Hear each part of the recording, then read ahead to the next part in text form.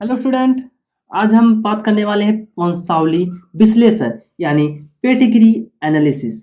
पहले तो ये जानिए पेडिग्री क्या होती है। पेडिग्री मतलब वंशावली यानी किसी भी लक्षण का पीढ़ी दर पीढ़ी अध्ययन करना।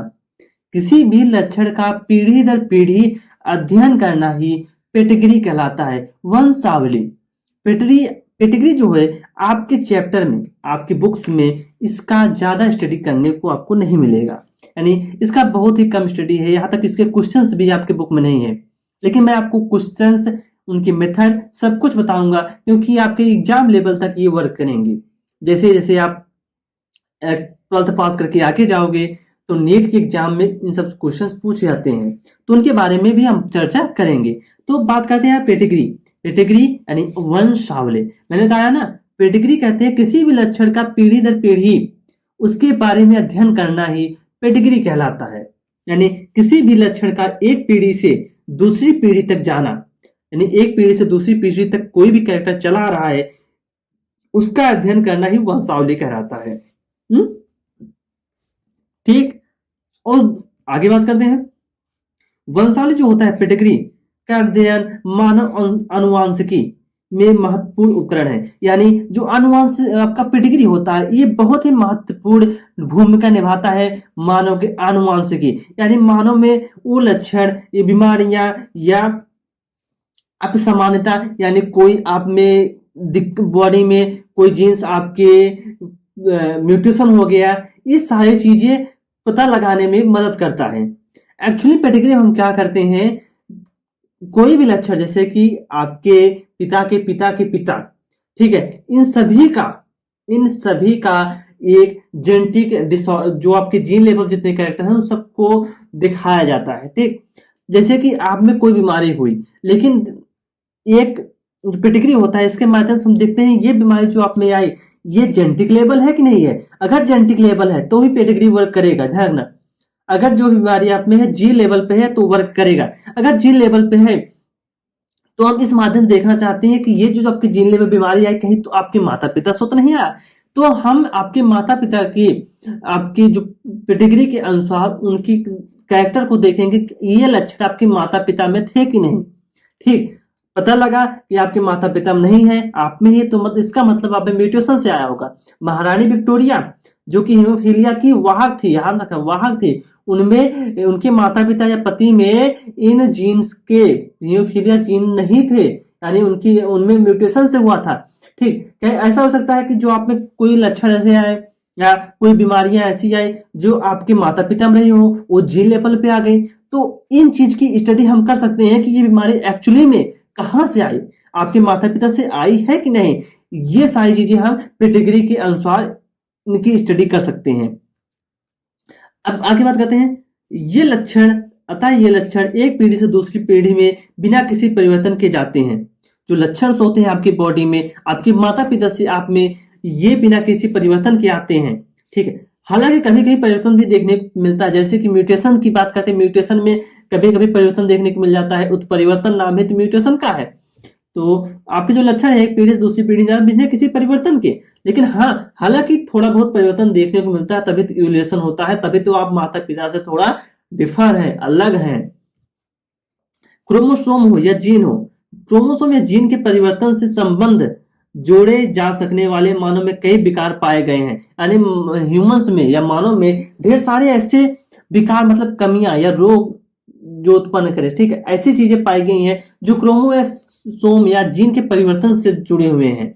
यानी क्रोमोसोम में परिवर्तन हुआ या जीन में परिवर्तन हुआ, उससे आपकी बॉडी में ढेर सारे विकार उत्पन्न हो गए। ये सारी चीजें आपको मतलब ह्यूमन जो साइंटिस्ट है उनको मिला है कि ह्यूमंस में देखने को ऐसा मिला है कि क्रोमोसोम में जीन के परिवर्तन से ढेर सारे विकार बॉडी में उत्पन्न हो रहे हैं। तो आपको पेडिग्री में इतना ध्यान रखना है, पेडिग्री होता है क्या, पेडिग्री में एक्चुअली में होता है किसी भी लक्षण का, चाहे रोग हो, आपको रोग उत्पन्न करा दे, आप में कोई अपसमानता हो या भी कोई लक्षण हो, एक पीढ़ी से दूसरी पीढ़ी यानी लगातार पीढ़ी दर पीढ़ी ट्रांसफर होना ही, उस ट्रांसफर जो हो रहा है लक्षण या रोग, उसका अध्ययन करना पेडिग्री कहलाता है। ठीक। अब पेडिग्री में कुछ साइंस है, मतलब चिन्ह है जिनको आपको जानना है।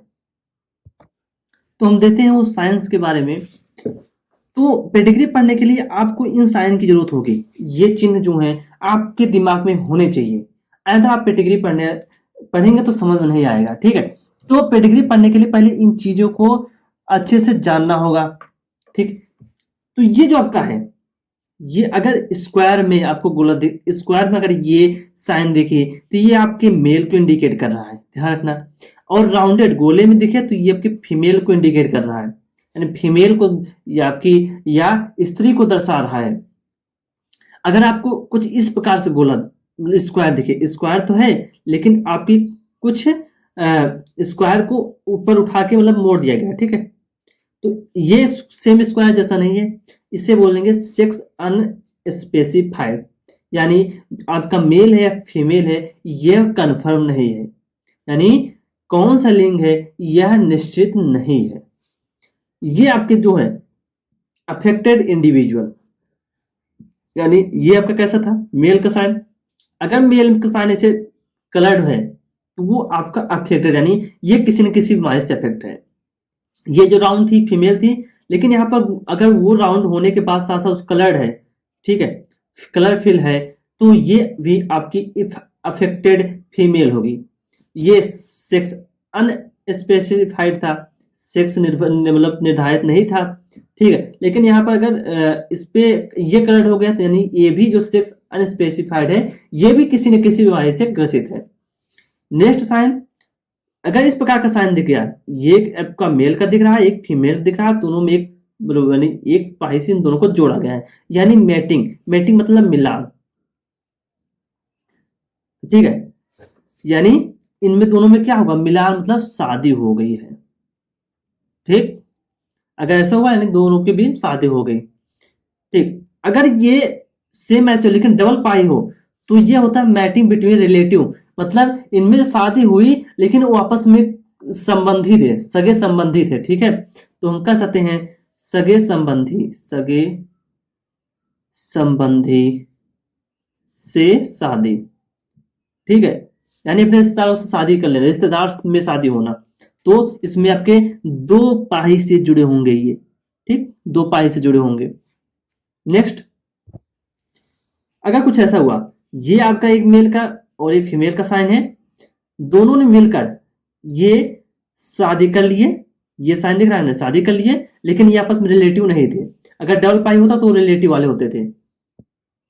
एक शादी कर लिए, अब इनसे ये जो निकले ये बच्चे हुए, इनके क्या हुए, इनके ये बच्चे हैं। ये जो बच्चा है ये आपका पहला बच्चा है, इसके बाद दूसरा बच्चा हो, इसके बाद होगा तीसरा, इसके बाद चौथा। ठीक, ये एक क्रम है, लेफ्ट से राइट जाओगे तो बच्चे का ऑर्डर होगा, पहला बच्चा से दूसरा बच्चा, ये कैसा होगा, फर्स्ट, ये सेकेंड बालक। ठीक, पहली स्त्री हुई, दूसरा क्या हुआ, पुरुष हुआ।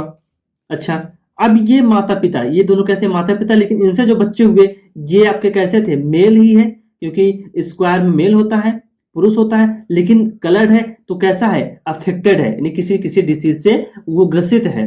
पेरेंट विथ मेल, पेरेंट्स जो हुआ, पेरेंट्स से जो बच्चा पैदा हुआ मेल है, मेल चाइल्ड है, बट वो अफेक्ट है किसी न किसी बीमारी से।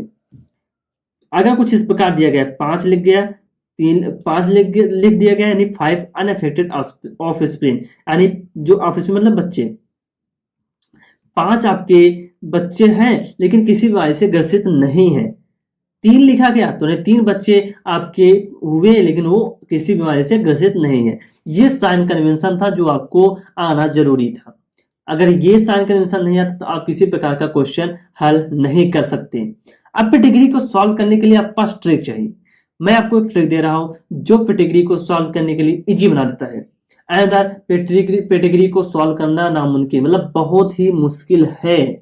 तो मैं ट्रिक दे रहा हूं, उसको आप ट्रिक को ध्यान दिमाग में रखना, उसके बाद आपको पेडिग्री में कभी कोई दिक्कत नहीं आएगी। अब हम ट्रिक की बात कर लें, यानी पेडिग्री को सॉल्व करने के लिए हमें ट्रिक की जरूरत होगी, जो ट्रिक मैं आपके लिए ला रहा हूं, क्योंकि वैसे पेडिग्री को सॉल्व करना बेहद ही हार्ड होगा, मैंने बताया ना। तो जो ट्रिक है आपकी सॉल्व करने की, पेडिग्री को सॉल्व करने को कुछ इस प्रकार है। आपको डोमिनेंट और रिसेसिव 2 केस तो याद है, प्रबल लक्षण और रिसेसिव अप्रबल लक्षण, इसमें कोई दिक्कत नहीं है। ठीक, अब बात करते हैं पेडिग्री। पहले तो डोमिनेंट वाले की बात कर ले, कब डोमिनेंट वाला केस होगा, कब रिसेसिव वाला केस होगा। ठीक, यानी कब डोमिनेंट सेक्स लिंक्ड बीमारी होगी, कब रिसेसिव सेक्स लिंक्ड बीमारी होगी। दोनों की आपने चर्चा फिलहाल थोड़ी बहुत कर ली है। ठीक, इसमें कहते हैं डोमिनेंट वाला कब होगा, अगर पूरी पेडिग्री आप पढ़ डालो, जितनी आपकी पेडिग्री अभी मैं एग्जाम्पल करा रहा हूं, आप पूरी पेडिग्री पढ़ डालो, और किसी भी जनरेशन में, किसी भी पीढ़ी में, माता पिता बच्चे में, उनसे बच्चों से उनके बच्चे में, मैं आपको एग्जाम्पल देकर समझाऊंगा, बस आप इस ट्रिक को ध्यान रखना। पूरी पेडिग्री में किसी भी जनरेशन में, पीढ़ी दर पीढ़ी, नहीं किसी भी जनरेशन की पीढ़ी, किसी भी जनरेशन या जनरेशन को ही पीढ़ी कहते हैं, किसी पीढ़ी में अगर कोई बच्चा किसी बीमारी से अफेक्ट हो या ग्रसित हो, आपने देखा अफेक्ट, या लड़का हो या लड़की हो अफेक्ट होते हैं तो कैसे साइन दिखते हैं, तो उसमें साइंस दिए होंगे, उनके चिन्ह दिए होंगे, तो उससे आप जान जाओगे कि बीमारी है कि नहीं है। और उनके पेरेंट्स भी डिफेक्टेड हो, यानी किसी उसी बीमारी से उनके पेरेंट भी ग्रसित हो, तो वह पेडिग्री डोमिनेंट होगा। तो बस इतना ध्यान रखना, बच्चे में भी वो बीमारी हो, बच्चे भी ग्रसित हो, पेरेंट भी ग्रसित है बीमारी से, तो वो आपका डोमिनेंट वाला केस होगा। ठीक, बच्चे भी उस बीमारी से ग्रसित है और पिता भी आपके, पेरेंट्स भी आपके उसी बीमारी से ग्रसित है। वैसे पेडिग्री सॉल्व करते वक्त हम उसे नीचे सॉल्व करते हैं, आपको बताएंगे हम। और सेकंड रिसेसिव वाला, जब डोमिनेंट नहीं होगा रिसेसिव होगा, यानी अगर ऊपर वाला केस नहीं लग रहा है, ऊपर वाला केस लग गया जो ऊपर डोमिनेंट वाला पढ़ा, तो डोमिनेंट केस होगा, अगर नहीं लगा तो रिसेसिव वाला होगा, पक्का रिसेसिव वाला। दो ही तुमको पढ़ना है, तो डोमिनेंट या रिसेसिव। ठीक, जैसे कि ऐसे कह दे आपको पेडिग्री दिख जाए, पेरेंट आपको डिफेक्टेड दिख रहा है, किसी बीमारी से ग्रसित दिख रहा है, लेकिन बच्चे आपके एकदम सही हो, या पेरेंट्स आपके नॉर्मल हो, एकदम सही हो, लेकिन बच्चे में वो किसी न किसी चीज का डिफेक्ट हो। ठीक, ऐसी चीज देखने को मिल सकता है, तो उसमें आपके कैसे होंगे, रिसेसिव होंगे। अब अगर डोमिनेंट और रिसेसिव आपको मिल गए, डोमिनेंट और रिसेसिव आपने ढूंढ लिया, ठीक, अब इसमें भी तो केस बनते हैं, वो कौन कौन से केस है उनके बारे में जान ले। देखिए, ये एक ऑटोसोमल बीमारी, एक एक्स लिंक्ड बीमारी। एक्स लिंक्ड बीमारी के ऊपर हमने चर्चा कर रखा है, लेकिन ऑटोसोमल बीमारी के ऊपर हमने चर्चा नहीं किया है। ऑटोसोमल बीमारी आपकी आगे आएंगी, उनके बारे में हम चर्चा भी करेंगे, लेकिन फिलहाल हमें पेडिग्री पढ़ रहे हैं, तो आप ध्यान रखना ऑटोसोमल बीमारियां होती हैं, एक्स लिंक्ड भी होती है। एक्स लिंक्ड पर रखना, एक्स सहलग्न बीमारी, लेकिन आपको ऑटोसोमल अभी हमने नहीं पढ़ाया है। ऑटोसोमल बीमारी यानी जो बीमारी ऑटोसोम्स पे हो, क्योंकि ह्यूमंस में टोटल 23 पेयर क्रोमोसोम गुणसूत्र होते हैं, 22 पेयर क्रोमोसोम सेम एक जैसे होते हैं मेल फीमेल में, उसे ही तो ऑटोसोम्स कहता है। अब उन पे जो बीमारियां होंगी वो मेल और फीमेल में सेम कैरेक्टर सेम लक्षण लाएगा, उनके बारे में बात करेंगे। ठीक, जो आपके ऑटोसोम्स है, ऑटोसोमल अगर डोमिनेंट आपको दिख गया तो आपको चूज करना पड़ेगा ये ऑटोसोमल बीमारी है या एक्स लिंक्ड बीमारी है। उसके लिए एक ट्रिक है, F1 जनरेशन आप देखो, यानी माता पिता से जो बच्चे होंगे उनको देखो, पहला पेडिग्री में जो पहले आपके बच्चे दिखेंगे उनको देखो, यानी F1 जनरेशन। F1 जनरेशन में मेल और फीमेल दोनों बीमारी से ग्रसित हो, यानी जो लड़का हो लड़की, अगर लड़का लड़की दोनों है और दोनों बीमारी से ग्रसित है, तो आपका ऑटोसोमल होगा, एंड अगर एक्स लिंक्ड होगा। ऐसा हुआ आपका लड़का ग्रसित हो लड़की ग्रसित ही ना हो, या लड़की ग्रसित हो लड़का ना ग्रसित हो, तो उस समय आपका एक्स लिंक्ड होगा, यानी F1 जनरेशन में मेल और फीमेल दोनों ग्रसित होने चाहिए। ठीक, यानी F1 जनरेशन देना कम से कम एक मेल और एक फीमेल दोनों ग्रसित होने चाहिए। F1 जनरेशन में यहां पर आप लिख लो कम से कम, यहां पर लिख देना आप कम से कम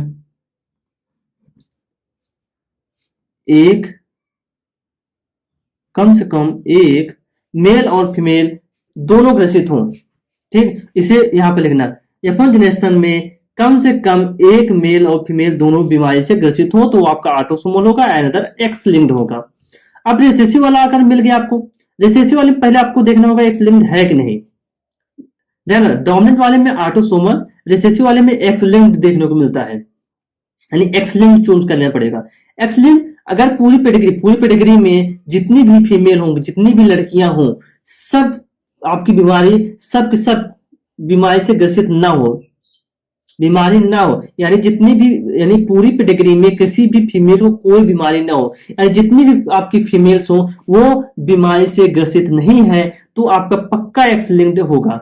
अगर पूरी पेडिग्री में कोई एक भी फीमेल आपकी अगर ग्रसित दिख गई बीमारी से, तो आपका वहां ऑटोसोमल होगा। ठीक, मैंने यहां पर लिखा एक एक्स लिंक्ड वाला कैरेक्टर आपका कंडीशन नहीं शो करा तो ऑटोसोमल होगा, या आप इसे लिख सकते हैं ऑटोसोमल के लिए पूरी पेडिग्री में अगर एक भी लड़की, एक भी आपकी फीमेल बीमारी से ग्रसित दिखी तो पक्का एक्स लिंक्ड नहीं होगा, उस समय ऑटोसोमल होगा, रिसेसिव ऑटोसोमल।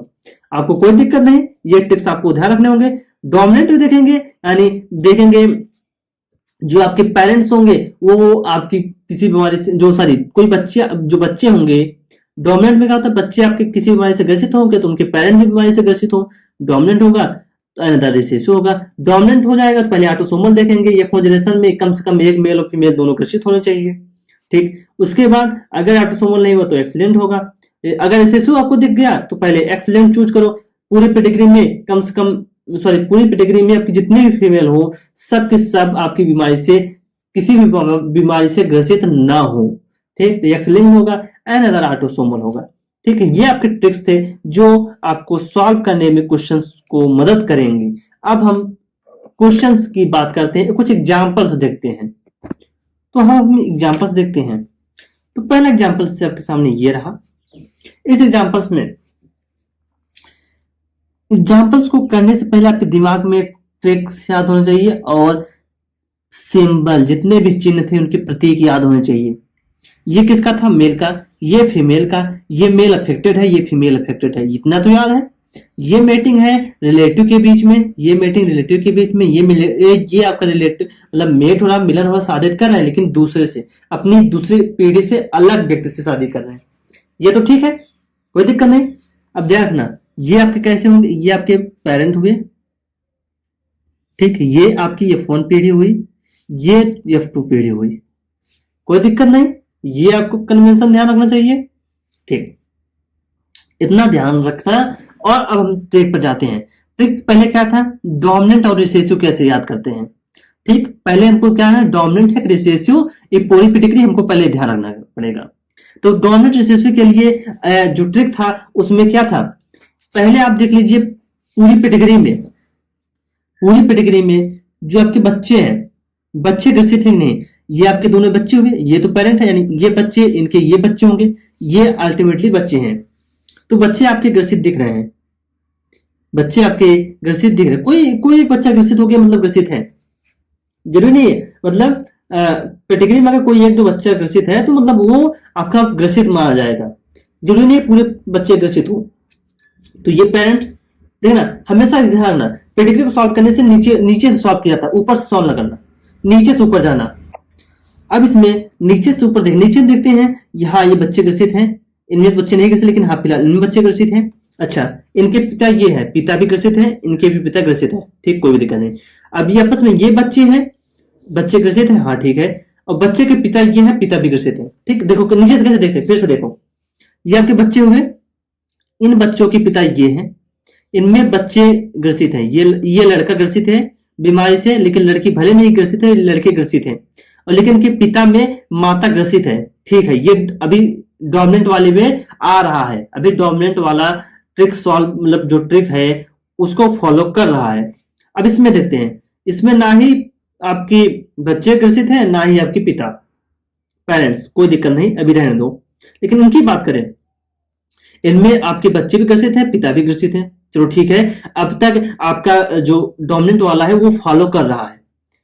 ठीक है, ये भले ने फॉलो करे, लेकिन ये सारे बच्चे में तो ये ग्रसित हो रहे हैं, ये तो फॉलो कर रहे हैं ना, हाँ, तो डोमिनेंट में आएगा भी। ये डोमिनेंट, ये बच्चे हैं, ये दोनों बच्चे ग्रसित हैं, इनमें दो चार एक 5 बच्चों में से 2 बच्चे ग्रसित हैं, यानी बच्चे ग्रसित हैं। बच्चे के पिता में पिता आपके ग्रसित है, यानी आपके पेडिग्री डोमिनेंट वाला हुआ, क्योंकि बच्चे भी ग्रसित हैं, उनके यहाँ पिता ग्रसित है, यहाँ पर माता ग्रसित है, इन बच्चों के यहाँ पिता ग्रसित है, यानी बच्चे ग्रसित हैं, उनके पिता भी ग्रसित हैं। ये कैसा होगा, डोमिनेंट वाला हुआ। ठीक, ओके, अब डोमिनेंट हो गया तो हमें चूज करना पड़ेगा ऑटोसोमल है रिसेसिव। ऑटोसोमल पहले देखेंगे। ऑटोसोमल के लिए जो आपकी F1 जनरेशन, ये कौन सी है? F1 generation. F1 जनरेशन में कम से कम एक मेल और एक फीमेल आपकी क्या होना चाहिए? बीमारी से ग्रसित। तो अब ये छोड़ दो, ये इस फैमिली से आता नहीं, इस फैमिली से अलग है, इनको छोड़ दो। इन फैमिली में 5 ही बच्चे हैं, तो इनमें एक लड़की ग्रसित है, एक लड़का ग्रसित है। कम से कम एक लड़का एक लड़की यानी एक मेल और फीमेल ग्रसित होने चाहिए थे। हाँ, एक लड़का एक लड़की ग्रसित है, पक्का ये डोमिनेंट ऑटोसोमल है। बस खत्म, ये क्वेश्चन खत्म, सॉल्व हो गया, क्वेश्चन सॉल्व। और इस ट्रिक से आप इन क्वेश्चंस को आसानी से जल्दी सॉल्व करोगे। एंड अगर आप कोई मेथड लगाओ, आपके लिए बहुत ही दिक्कत होगी, ठीक। और सेकंड क्वेश्चन पाते हैं। सेकंड क्वेश्चन आपका कहता है कि जो बच्चे हैं, पहले हम क्या देखेंगे? बच्चे, ये बच्चे हाँ ग्रसित हैं, बच्चे के पिता भी ग्रसित हैं, ठीक, कोई बात नहीं, बच्चे ग्रसित है, बच्चे के पिता भी ग्रसित हैं, ठीक। और यहां पर जो आपके बच्चे तो ग्रसित हैं, बच्चे ग्रसित हैं और बच्चे के पिता भी ग्रसित हैं, ठीक। यहां भी बच्चे ग्रसित हैं, बच्चे के पिता भी ग्रसित हैं, ठीक। बच्चे ग्रसित हैं, बच्चे के पिता भी ग्रसित हैं, तो ये कैसा हुआ? डोमिनेंट। डोमिनेंट, ठीक। डोमिनेंट में ऑटोसोमल और एक्स लिंक्ड देखते हैं। तो पहले ऑटोसोमल देखते हैं। ऑटोसोमल क्या है? F1 जनरेशन में कम से कम एक मेल एक फीमेल ग्रसित होनी चाहिए। एक फीमेल, दो फीमेल, तीन फीमेल, टोटल इस फैमिली में 3 फीमेल हैं, जिसमें एक फीमेल ग्रसित है, कोई बात नहीं। और 2 मेल में से एक मेल आपका ग्रसित है, यानी ये कैटेगरी डोमिनेंट है और साथ में ऑटोसोमल भी है, ठीक। डोमिनेंट के साथ साथ ऑटोसोमल है। क्यों? क्योंकि ऑटोसोमल में हमने देखा है F1 जनरेशन में कम से कम एक और मेल और फीमेल ग्रसित होनी चाहिए थी, एक फीमेल और यहाँ एक मेल ग्रसित ही है, ठीक। बात खत्म। डोमिनेंट ऑटोसोमल, ये भी आपका खत्म। नेक्स्ट आपका है, ये कैटेगरी में हम पहले तो देखते हैं, ये आपके पेरेंट्स हुए, ये F1 जनरेशन, ये F2 जनरेशन, ये F3 जनरेशन, कोई दिक्कत नहीं, ठीक। अब बात करते हैं इनमें, अब देखते हैं बच्चे ग्रसित होने चाहिए, बच्चे ग्रसित हैं, ठीक। पेरेंट को ग्रसित होना चाहिए था, लेकिन उनके माता पिता ग्रसित नहीं है, तो पक्का ये डोमिनेंट नहीं है, रिसेसिव आ गया। यहां से आप समझ लीजिए रिसेसिव है, क्योंकि पूरी कैटेगरी में अगर बच्चा ग्रसित है, अगर बच्चा ग्रसित है तो पेरेंट को ग्रसित होना चाहिए था, यहां पर नहीं है, मतलब फिक्स है, यहां रिसेसिव आ गया। अब आगे आप सॉल्व करो या ना करो, रिसेसिव तो हो ही गया। लेकिन अगर आप और देखना चाहते हो तो ठीक है, और देख लीजिए। अब यहाँ पे बच्चे ग्रसित नहीं लेकिन पेरेंट ग्रसित है, ये भी रिसेसिव बता रहा है। और यहाँ देखो बच्चे ग्रसित है, पेरेंट नहीं ग्रसित है, ये भी रिसेसिव बता रहा है। बच्चे बीमारी से ग्रसित नहीं है, पेरेंट ग्रसित है, ये भी रिसेसिव बता रहा है। यहाँ पर बच्चे ग्रसित है, पेरेंट भी ग्रसित है, ये डोमिनेंट भले ही था, लेकिन यहाँ पर रिसेसिव 3 जगह आपको रिसेसिव बता रहे हैं, तो रिसेसिव हुआ। क्योंकि पूरी कैटेगरी में अगर बच्चा ग्रसित है, पेरेंट को ग्रसित होना चाहिए था बीमारी से, तभी वो डोमिनेंट होता। अगर पूरी कैटेगरी में कहीं एक जगह, हजार, देखो पूरी कैटेगरी में 1000 जगह आपको बच्चा ग्रसित है, पेरेंट ग्रसित है दिख गया, लेकिन कहीं एक जगह ऐसा दिखा कि पेरेंट ग्रसित है, बच्चे ग्रसित है, लेकिन पेरेंट बीमारी से ग्रसित ना हो, या पेरेंट ग्रसित हो बीमारी से लेकिन बच्चे न ग्रसित हो, तो आपका रिसेसिव वाला हो जाएगा। ध्यान रखना, इस पॉइंट में ध्यान रखना, पूरी कैटेगरी में 1000 बार आपके बच्चे ग्रसित हो, पेरेंट ग्रसित हो मिल जाए, लेकिन कहीं एक जगह ऐसे मिल जाए बच्चा ग्रसित हो लेकिन पेरेंट न ग्रसित हो, या पेरेंट ग्रसित हो बच्चा न ग्रसित हो, तो वो आपका रिसेसिव वाला होगा। रिसेसिव वाला होने के बाद पहले हम एक्स लिंक्ड ढूंढते हैं। एक्स लिंक्ड है नहीं, एक्स लिंक्ड में पूरी कैटेगरी में कोई भी बच्चा, सॉरी कोई भी लड़की आपकी इस बीमारी से ग्रसित नहीं होनी चाहिए। पूरी कैटेगरी में पेरेंट नहीं, बच्चे, लड़के बच्चों में बात करते हैं। ये देखो फीमेल है, ये फीमेल, ये फीमेल, ये फीमेल, ये फीमेल, ठीक। लेकिन यहाँ पर ये फीमेल बीमारी से ग्रसित है, जबकि ये फीमेल्स आपकी बीमारी से ग्रसित भले नहीं, लेकिन ये फीमेल तो ग्रसित है, इसीलिए यह रिसेसिव एक्स लिंक्ड के बजाय रिसेसिव ऑटोसोमल होगा। अगर ये भी फीमेल बीमारी से ग्रसित ना होती तो रिसेसिव एक्स लिंक्ड होता, लेकिन ये बीमारी से ग्रसित हो गई, क्योंकि पूरी कैटेगरी में किसी भी बच्चे को बीमारी से ग्रसित नहीं होना चाहिए था, लेकिन यहां पर ग्रसित है, तो ये रिसेसिव ऑटोसोमल हुआ। नेक्स्ट हम लास्ट बात करते हैं एग्जांपल पर। देखो इस एग्जांपल बात करते हैं, ये आपकी मेल है, बच्चे हैं, बच्चे में माता आपके पेरेंट क्या है, ग्रसित है, ठीक, कोई बात नहीं, ये अभी डोमिनेंट वाला कैरेक्टर शो करने के लिए राजी है। यहां पर बच्चे ग्रसित नहीं है लेकिन पेरेंट ग्रसित है, बच्चे ग्रसित नहीं है लेकिन पेरेंट बीमारी से ग्रसित है, पक्का रिसेसिव आ गया, रिसेसिव आ गया। यहाँ पे देखो बच्चे ग्रसित है लेकिन पेरेंट ग्रसित नहीं है, पक्का ये कैसा हुआ, रिसेसिव वाला बीमारी। ठीक, रिसेसिव तो है। अब देखेंगे एक्स लिंक्ड है कि नहीं। एक्स लिंक्ड में क्या था, पूरी कैटेगरी में कोई भी महिला, कोई भी स्त्री आपकी मतलब कोई भी स्त्री आपकी बीमारी से ग्रसित ना हो। ये देखो सारी स्त्री आपकी बीमारी से ग्रसित नहीं है, पक्का ये रिसेसिव एक्स लिंक्ड है, रिसेसिव एक्स लिंक्ड है। आप देख भी लीजिए ना, ये फीमेल, दो फीमेल, तीन, चार, ठीक है, ये कैसे हैं, आपकी बीमारी से ग्रसित नहीं है, पक्का ये रिसेसिव एक्स लिंक्ड होगा। ये आपका पूरा कैटेगरी था जिसमें मैंने आपको साइन कन्वेंशन बताया कैसे किसको देखना चाहिए, साथ में पेडिग्री क्या होता है इनके बारे में बताया, इसके साथ साथ मैंने आपको इनके एग्जांपल्स करवाए जो कि बेहद इंपॉर्टेंट थे। और यहां पर आपका खत्म होता हो पेडिग्री। नेक्स्ट लेक्चर हम बात करेंगे मेंडेलियन डिसऑर्डर या क्रोमोसोमल डिसऑर्डर, यानी ह्यूमंस में होने वाले बीमारियां, विकार, डिसऑर्डर्स, उनके बारे में चर्चा करें। ठीक, थैंक यू, धन्यवाद।